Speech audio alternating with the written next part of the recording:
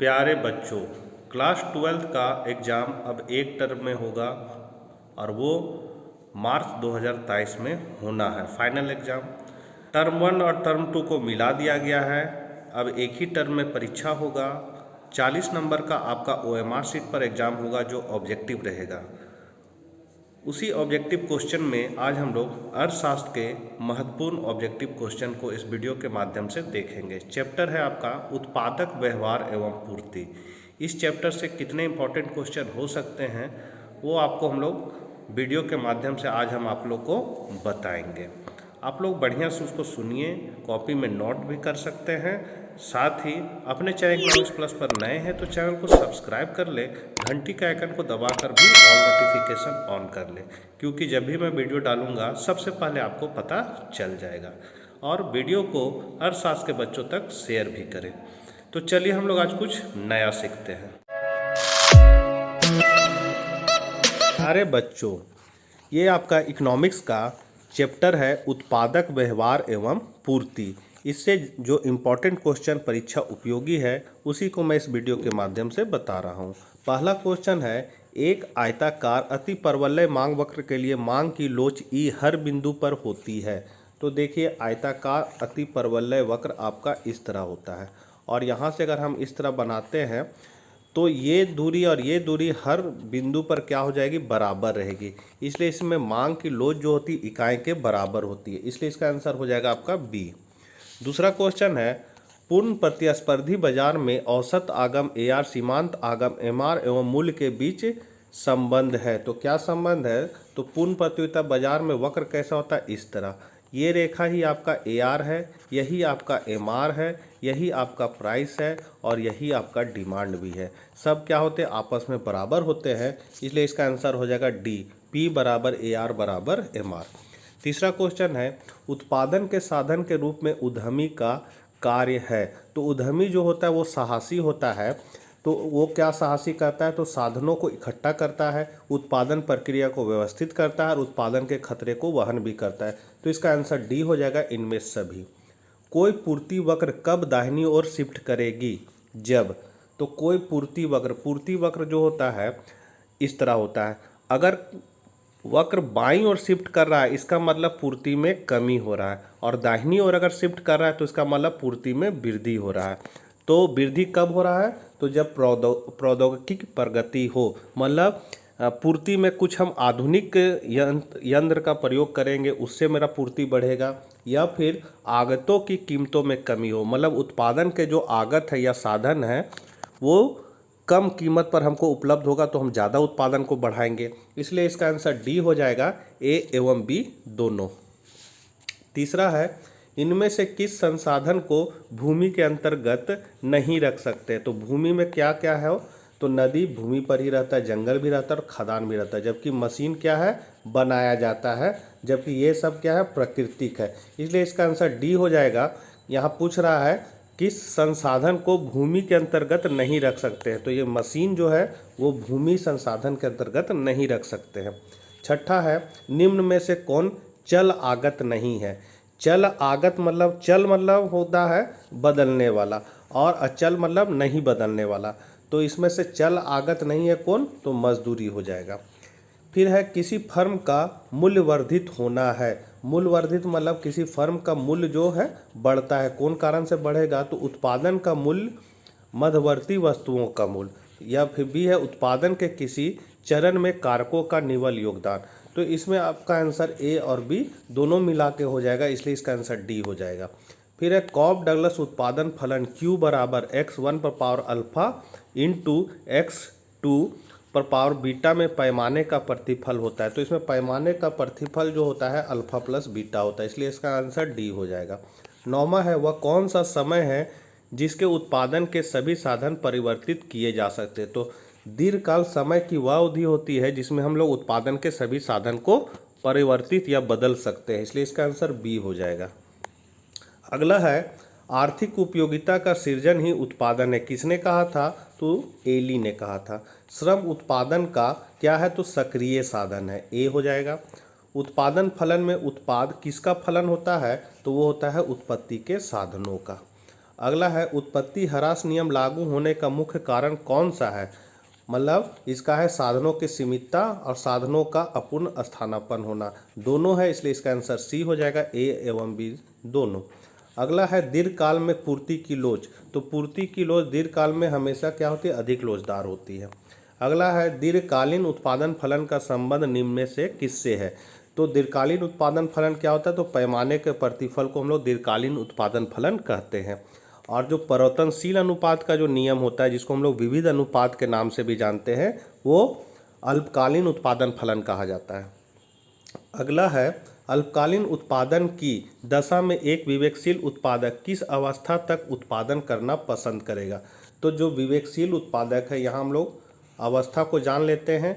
ये है आपका कुल उत्पादन, यहाँ तो यहाँ से जो यहाँ तक है ये प्रथम अवस्था कहलाता है, ये जो बीच वाला है वो सेकेंड अवस्था है, और इधर आपका थर्ड अवस्था है। तो जो विवेकशील उत्पादक होता है यहाँ तक उत्पादन करना चाहता है, तो इसलिए इसका हो जाएगा विवेकशील उत्पादक किस अवस्था तक उत्पादन करेगा? तो द्वितीय अवस्था तक। अगला है परिवर्तनशील अनुपात का नियम उत्पादन की 3 अवस्थाओं की चर्चा करता है। उत्पादन के प्रथम चरण में, तो उत्पादन के प्रथम चरण में क्या होता है? तो सीमांत और औसत उत्पादन बढ़ता है। फिर हम लोग ग्राफ को देखते हैं, ये है आपका कुल उत्पादन, इस तरह जाएगा और इस तरह गिरेगा। ये है आपका सीमांत उत्पादन का रेखा और ये है आपका औसत उत्पादन का रेखा। तो प्रथम अवस्था यहाँ से यहाँ तक है, मतलब यहाँ से यहाँ तक जो है ये लाइन, ये प्रथम अवस्था। इसमें क्या होता है? आपका सीमांत उत्पादन जो है वो भी बढ़ रहा है और औसत उत्पादन भी बढ़ रहा है, इसलिए इसका आंसर सी हो जाएगा। अगला है जो वक्र पहले बढ़ता है फिर स्थिर होकर घटना आरंभ करता है, वह कौन सा वक्र कहलाता है? तो यहाँ आप लोग देख सकते हैं, ये है आपका पहले क्या तेजी से बढ़ता है, फिर घटते हुए दर से बढ़ता है और फिर घटने लगता है, तो इसको हम लोग TPP कहते हैं, मतलब कुल उत्पाद वक्र। तो ये आपका आंसर हो जाएगा TPP। ऐसे घटना तो सब होता है, जैसे ऐसे है, फिर यहाँ आपका सीमांत है और ये आपका औसत है, तो तीनों घट रहा है, तो इसका आंसर इनमें सभी हो सकता है। लेकिन यहाँ कह रहा है जो वक्र पहले बढ़ता है फिर स्थिर होकर घटना आरंभ करता है, वह कौन सा वक्र कहलाता है? तो यहाँ पर मेरे हिसाब से सी आंसर होगा। आप लोग कमेंट बॉक्स में बताइए आपके अनुसार से यह कौन आंसर होगा। अगला है परिवर्तनशील अनुपातों का नियम संबंधित है। तो परिवर्तनशील अनुपात का नियम अभी जस्ट बताए हैं, अल्पकालीन उत्पादन फलन कहलाता है, तो अल्पकाल से, और जो पैमाने का प्रतिफल है वो दीर्घकालीन उत्पादन फलन कहलाता है।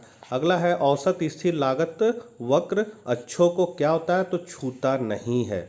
औसत स्थिर लागत जो होता है, ये इस तरह ग्राफ बनता है इसका, ये है आपका औसत लागत AC, ये है आपका औसत स्थिर लागत AFC, और ये होता है आपका औसत परिवर्तनशील लागत। तो ये क्या कहता है? ऊपर से नीचे गिरता है, लेकिन अक्ष को क्या होता है? छूता नहीं है, तो इसीलिए औसत स्थिर लागत वक्र क्या होता है? छूता नहीं है अक्षों को।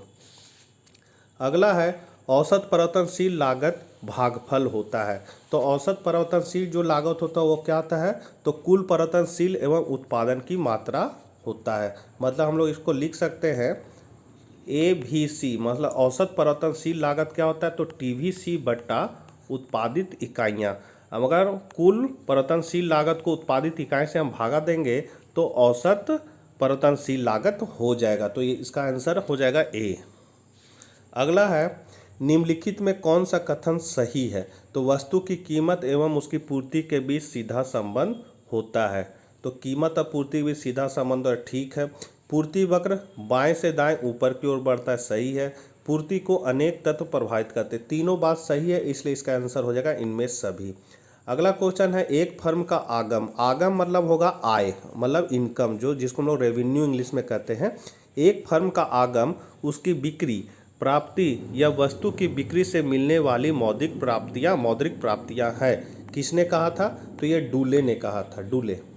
अगला है पूर्ण प्रतियोगिता में क्या होता है? तो पूर्ण प्रतियोगिता में क्या होता है? तो AR बराबर MR होता है। अभी शुरू में ही बताए थे ये क्या होता है? AR बराबर MR। ये पूर्ण प्रतियोगिता का ग्राफ है, और ये रेखा पूर्ण प्रतियोगिता में ये जो होता है ये एक्स अक्ष के समानांतर होता है, तो इसमें क्या होता है? AR और MR बराबर होता है। अगला है फर्म का लाभ निम्नलिखित में किस शर्त को पूरा करने पर अधिकतम होता है। तो फर्म का जो संतुलन का शर्त होता है वो MR बराबर MC भी होना चाहिए और MC की रेखा MR रेखा को नीचे से ऊपर जाते हुए काटे। ये है आपका ये है आपका AR और MR है और ये है आपका MC का रेखा। तो यहाँ नीचे से ऊपर जाते हुए जहाँ काटेगा वहीं पर वो उत्पादक जो है वो संतुलन में रहेगा, इसलिए इसका आंसर C हो जाएगा, A और B दोनों। अगला है पूर्ण प्रतियोगिता में क्या स्थिर रहता है। तो पूर्ण प्रतियोगिता में AR और MR क्या होता है, दोनों स्थिर होते हैं। निम्न चित्र किस बाजार को प्रदर्शित करता है। तो हम लोग यहाँ देख सकते हैं इस तरह का रेखा है, तो ये है आपका एकाधिकार बाजार का ये चित्र है, तो इसका आंसर हो जाएगा एकाधिकार।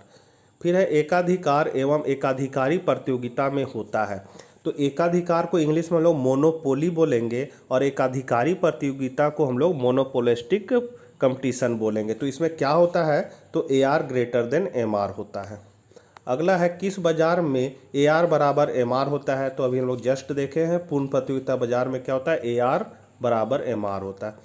MR प्रदर्शित किया जाता है, तो MR का फॉर्मूला होता है डेल्टा TR बटा डेल्टा Q। ये MR निकालने का फॉर्मूला है, MR बराबर डेल्टा TR बटा डेल्टा Q। या फिर MR का एक और फॉर्मूला है TRN-1, ये भी फॉर्मूला है, दोनों से ही निकाल सकते हैं हम लोग। फिर है AR प्रदर्शित किया जाता है, मतलब AR का निकालने का क्या फॉर्मूला है, तो औसत जब भी होता है कुल को उत्पादित मात्रा से हम लोग भागा दे देंगे तो औसत बन जाएगा। तो AR प्रदर्शित होता है TR बटा Q से।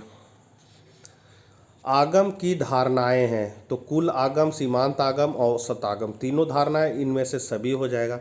अगला है एक फर्म द्वारा अपने उत्पादन की एक इकाई कम या अधिक बेचने से कुल आगम, या कुल हो जाएगा, कुल आगम में जो अंतर आता है उसे सीमांत आगम कहते हैं। किसने कहा था, तो ये फर्गुसन के ने कहा था, मतलब फर्गुसन के अनुसार ये कथन है कि एक फर्म द्वारा अपने उत्पादन की एक इकाई कम या अधिक बेचने से कुल आगम में जो अंतर आता है उसे हम लोग सीमांत आगम कहते हैं।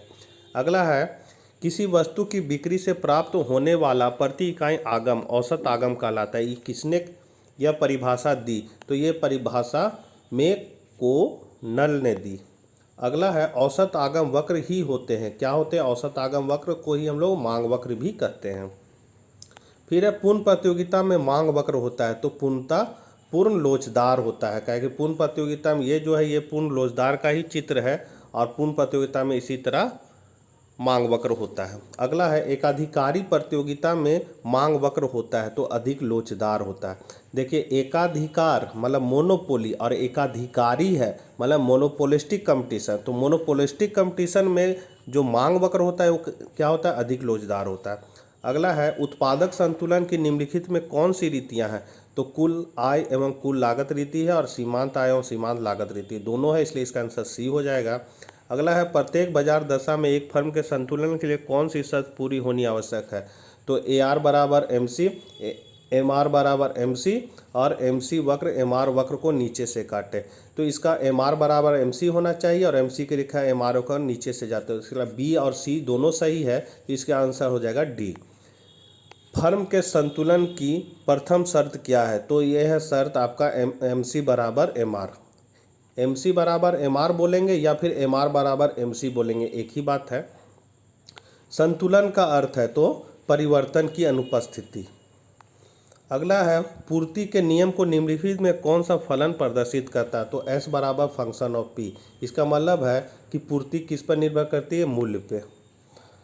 अगला क्वेश्चन निम्नलिखित में कौन उत्पत्ति का साधन नहीं है। तो भूमि, श्रम, मुद्रा, यहाँ मुद्रा हो जाएगा, मतलब इस तरह मुद्रा और पूंजी। तो मुद्रा क्या है, उत्पत्ति का साधन नहीं है।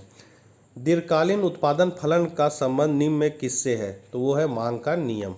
अगला औसत लागत बराबर क्या होता है, तो कुल लागत बट्टा कुल उत्पादन। दीर्घकाल में सभी लागतें होती है, क्या होती है, परिवर्तनशील होती है। जब दीर्घकालीन औसत लागत न्यूनतम होती है तो दीर्घकालीन औसत लागत तथा दीर्घकालीन सीमांत लागत आपस में क्या होते हैं, बराबर होते हैं।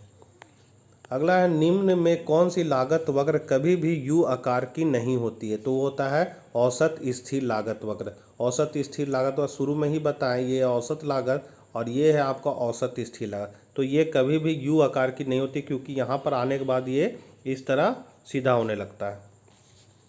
अगला उत्पत्ति के कितने नियम है, तो उत्पत्ति वृद्धि नियम, उत्पत्ति समता नियम, उत्पत्ति ह्रास नियम, तीनों है, इसलिए इनमें से सभी हो जाएगा। उत्पत्ति ह्रास नियम की प्रमुख मान्यताएं निम्नलिखित में कौन है, तो इनमें से सभी है। परिवर्तनशील अनुपात के लागू होने का कारण क्या है, तो इनमें से सभी। प्रतिफल का नियम उतना ही सार्वभौमिक है जितना कि जीवन का नियम, किसने कहा था, तो ये विकिस्टिड ने कहा था। उत्पादन वह प्रक्रिया है जिसमें वस्तुओं में उपयोगिता का सृजन होता है, यह किसने कहा था, तो स्मिथ ने कहा था, स्मिथ, एडम स्मिथ। वस्तु के मूल्य में वृद्धि करना ही उत्पादन है, निम्न में किसने कहा था, तो स्मिथ ने ही कहा था। लागत फलन है उत्पादन की मात्रा का, यह क्या बताता है, तो यह उत्पादन फलन को बताता है। निम्नलिखित में कौन लागत का वर्गीकरण है, तो मौद्रिक लागत, वास्तविक लागत, अवसर लागत, इनमें से सभी है। मौद्रिक लागत में निम्नलिखित मदों को शामिल किया जाता है, तो ये क्या है, कच्चे माल पर व्यय, विज्ञापन व्यय, समान लाभ, तीनों है, इसलिए इनमें सभी हो जाएगा। फिर है मौद्रिक लागतें कितने प्रकार के होते हैं, तो स्पष्ट होते, अस्पष्ट होते और समान होते हैं, इसलिए डी हो जाएगा। अगला निम्नलिखित में कौन स्थिर लागत नहीं है, तो स्थिर लागत कौन नहीं है, तो ब्याज नहीं है, फैक्ट्री का किराया, कच्चे माल की लागत। तो यहाँ पर आपका स्थिर लागत कौन नहीं है, तो कच्चे माल की लागत आपका स्थिर लागत नहीं है, तो इसका आंसर हो जाएगा आपका सी। अगला है उत्पादन में वृद्धि के साथ साथ कुल लागत एवं कुल स्थिर लागत का अंतर क्या होता है, बढ़ता जाता है। उत्पादन बंद कर देने पर निम्नलिखित में कौन सा प्रभाव पड़ता है, तो परिवर्तनशील लागतें शून्य हो जाती हैं। अगला निम्नलिखित में कौन सा कथन सत्य है, ये एग्जाम में पिछला बार आया था, तो AC बराबर AFC प्लस ABC, ये सही है। अगला अवसर लागत का वैकल्पिक नाम है, तो इसको हम लोग आर्थिक लागत भी कहते हैं। औसत परिवर्तनशील लागत तो क्या होता है, TVC भागा Q होता है। अस्पष्ट लागतों में निम्नलिखित मदें सम्मिलित हैं, तो बीमा व्यय, विज्ञापन व्यय और श्रमिकों की मजदूरी, इनमें से सभी हो जाएगा। अर्थशास्त्र में वास्तविक लागत का प्रतिपादन किसने किया था, तो मार्शल ने। वास्तविक लागत का प्रतिपादन मार्शल ने किया था, मगर याद रखिएगा। फिर है कुल मौद्रिक लागत बराबर होती है, तो स्पष्ट लागत प्लस अस्पष्ट लागत, जिसको हम लोग सन्निहित लागत कहते हैं, प्लस समान लाभ, ये तीनों को हम लोग जोड़ देंगे तो कुल मौद्रिक लागत हो जाएगा। औसत स्थिर लागत होता है, तो आयताकार अति परवलय वक्र होता है। औसत स्थिर लागत तो बाएं से दाएं नीचे गिरता है। एक उत्पादक का उद्देश्य होता है, तो लाभ को अधिकतम करना एवं हानि को न्यूनतम करना। अल्पकालीन उत्पादन की दशा में एक विवेकशील उत्पादक किस अवस्था में उत्पादन करना पसंद करेगा, तो द्वितीय अवस्था में। औसत परिवर्तनशील लागत क्या है, तो वो है कुल परिवर्तनशील लागत के उत्पाद। क्या औसत परिवर्तनशील लागत क्या है, तो ये हो जाएगा कुल परिवर्तनशील लागत, यहाँ हो जाएगा भागा, के जगह हो जाएगा भागा, भागा उत्पाद। अगला है फर्म का लाभ निम्नलिखित में किस शर्त को पूरा करने पर अधिकतम होगा, तो सीमांत आगम बराबर सीमांत लागत और सीमांत नीचे से ऊपर जाते हुए काटे, इसका आंसर सी हो जाएगा, ए और बी दोनों। निम्नलिखित चित्र क्या प्रदर्शित करता है, तो ये प्रदर्शित करता है पैमाने का पूर्ति का विस्तार को प्रदर्शित करता है, पूर्ति का विस्तार। फिर है पूर्ति की लोच क्या है, जब ES बराबर 0 है, तो हो जाएगा पूर्णतया बेलोचदार पूर्ति। अगला है बाजार मूल्य का संबंध निम्नलिखित में से किससे है, तो अति अल्पकालीन मूल्य से। अगला क्वेश्चन है निम्न में से किस नियम की व्याख्या अल्पकालीन उत्पादन फलन द्वारा की जाती है, तो परिवर्तनशील अनुपात के नियम के द्वारा। कृषि पदार्थों का न्यूनतम समर्थन मूल्य क्या है, तो कीमत उच्चतम सीमा और कीमत न्यूनतम सीमा, ए और बी दोनों, इसलिए इसका आंसर सी हो जाएगा। एकाधिकारी प्रतियोगिता की धारणा को किसने दिया था, तो चेम्बरलिन ने दिया था। चेम्बरलेन यहाँ लिखा गया, चेम्बरलिन हो जाएगा, चेम्बरलिन ने दिया था। किस बाजार में फर्म का मांग वक्र पूर्ण लोचदार होता है, तो एकाधिकारी प्रतियोगिता में। जब औसत उत्पाद मतलब AP अधिकतम होता है, तब सीमांत उत्पाद क्या होता है, तो वो हो जाता है औसत उत्पाद के समान होता है, औसत उत्पाद से कम होता है, या औसत उत्पाद से अधिक होता है। तो इनमें से क्या हो जाएगा, इनमें से सभी हो जाएगा। जब औसत उत्पाद, इस तरह हम लोग ग्राफ बना के ही देख लेते हैं। ये गलत हो गया।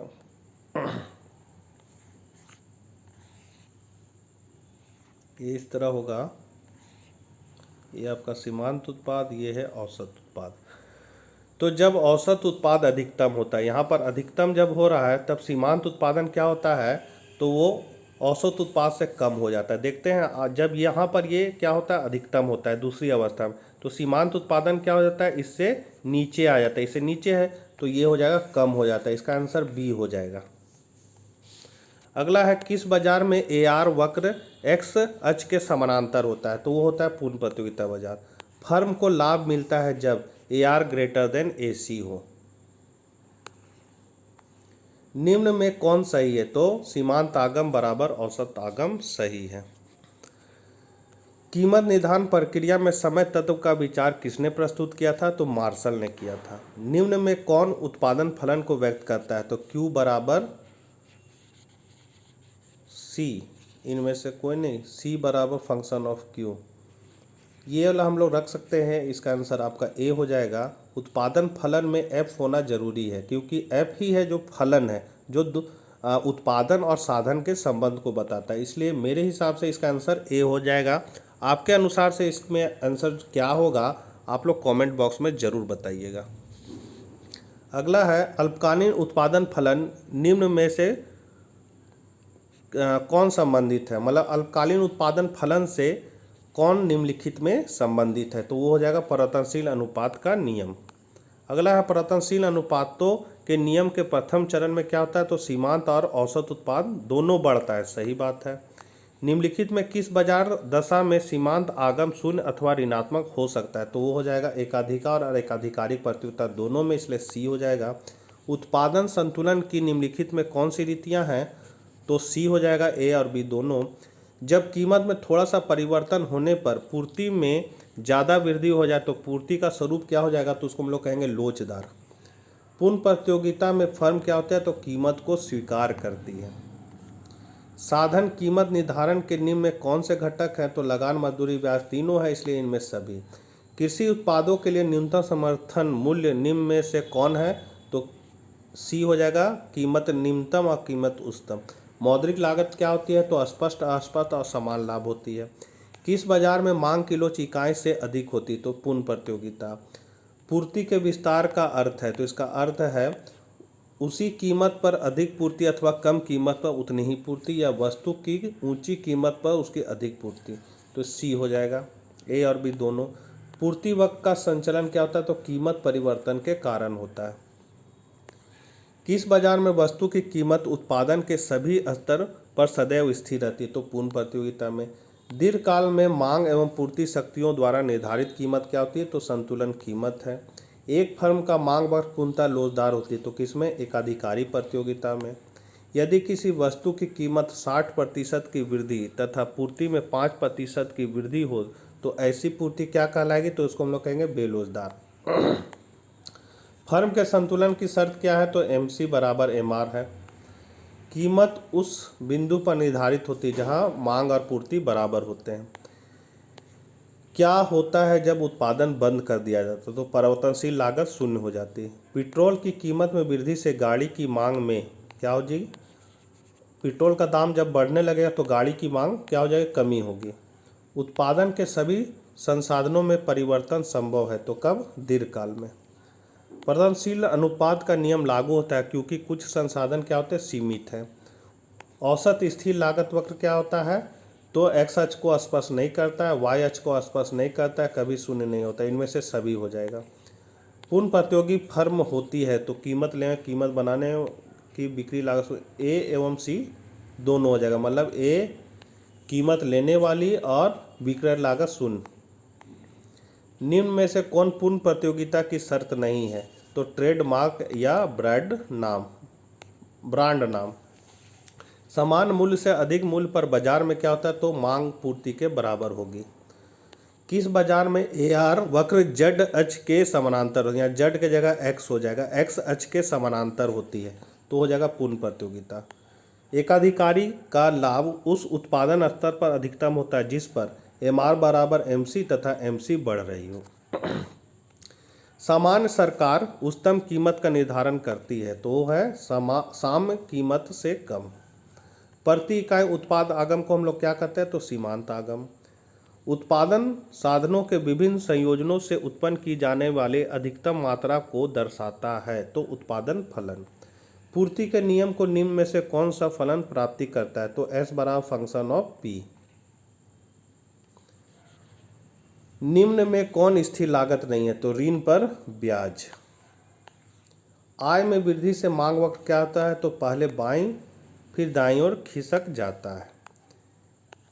केंद्र से निकली सीधी पूर्ति रेखा की लोच क्या होती है, तो ES बराबर 1 होती है। मतलब केंद्र से निकली मतलब इस तरह, इसको हम लोग केंद्र बोलेंगे ये, तो यहाँ पर ES बराबर 1 होगा। परिवर्तनशील अनुपात का नियम उत्पादन की 3 अवस्थाओं की चर्चा करता है जिसमें उत्पादन के प्रथम चरण में क्या होता है, तो सीमांत और औसत उत्पाद बढ़ते हैं।